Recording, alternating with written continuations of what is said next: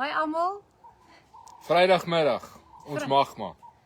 Vrydagmiddag live, saam met in en om Hoëveld. So, weet julle, ons het in die week het ons 'n baie nice interview gehad met Kwagga die wynmaker. En hy het vir ons 'n bietjie advies gegee rondom Cabernet en mint chocolate. Ja, Apparently is dit 'n baie nice combo en ons gaan hom nou op die proef stel. Lewendig. ja. So, kom ons kyk.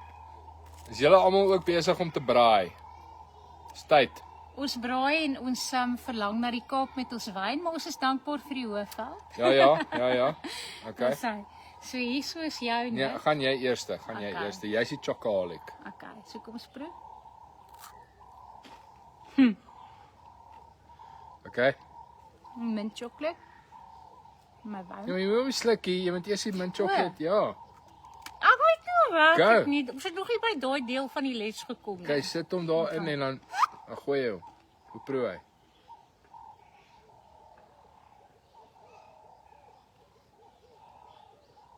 En? Werk hy? That good. Hy loop. Dis lekker. Wat sê meneer fantasties altyd? Hy loop. Okay, so proe jy.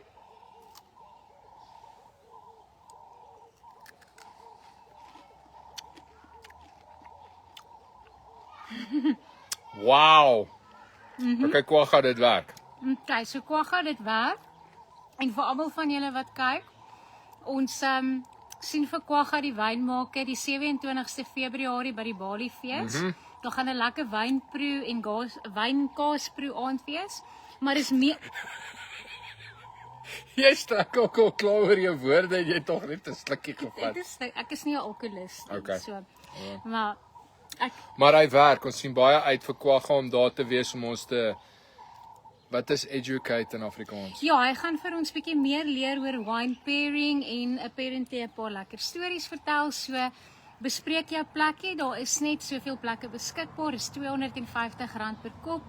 So en jy het net tot en met die 15de Februarie om te reserveer. So cheers. Cheers, ons gaan nou naweek hou, hoor. Okay, bye. Bye.